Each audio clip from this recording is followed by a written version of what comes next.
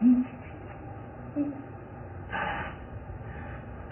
வருஷத்துக்கு முன்னாடி ஊருக்கு போடுறதுனால சாப்பிட்டா அதுக்கு பயப்படும்.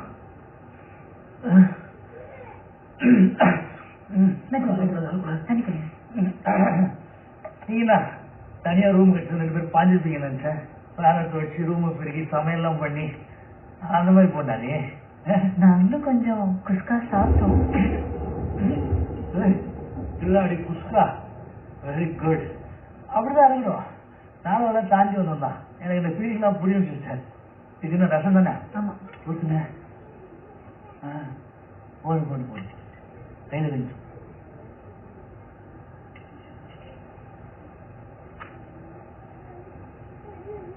நீங்க ஏன் தெரிஞ்சீங்கன்னா அவங்கள தேடி போலியா? அது லவ் பண்ணும்போது ஆரம்பத்துல கெமிஸ்ட்ரி நல்லா இருந்தா போதும். ஆனா அதுக்கப்புறம் மேத்ஸ் வேணும். மேத்ஸ் ரொம்ப முக்கியம். அப்பா நான் லவ் பண்ற குடும்பம் எல்லாம் தெரியுங்க. வீட்டுல கோச்சின சினிமா தான் வாழ்க்கைன்னு சொல்லி மறுநாள் ஓடி வந்துட்டேன். அப்படியே வருஷங்கள் ஓடிடுச்சு. அவ்வளவு எவ்வளவு வருஷம் தான் என்ன பார்த்துக்க சொல்லுங்க. அப்படியே சண்டை போட்டு பிரிஞ்சு போயிட்டா. நானும் இருந்த கை காசுலாம் போட்டு நான் அப்படியே அலைஞ்சு தேடினேன். அப்புறம் 3 நாள் முழுசா 10 வயது காய்ச்சதும் தேடுறத விட்டேன். இப்பெல்லாம் ஜோடியா திரும்ப பார்த்தா கூட கோலமா வருது.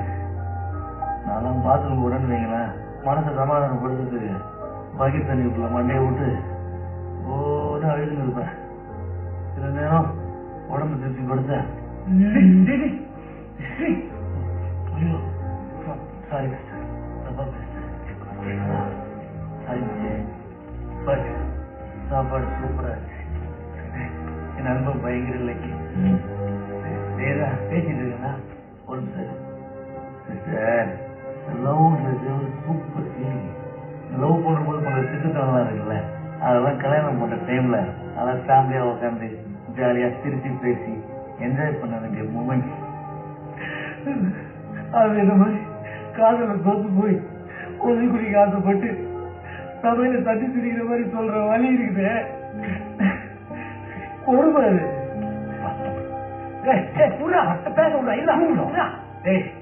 நல்லா கேட்டுக்க. இந்த அன்பல உங்க அப்பா அழுகுறா ஆத்தாக்குறான்னு சொல்லிட்டு நம்ம பிரிஞ்சிடலாம் வேணாம் விட்டு போயிடலான்னு சொன்னதுவைய நானே உனக்கு கடகரமா அரைச்சு போட்டேன். நான்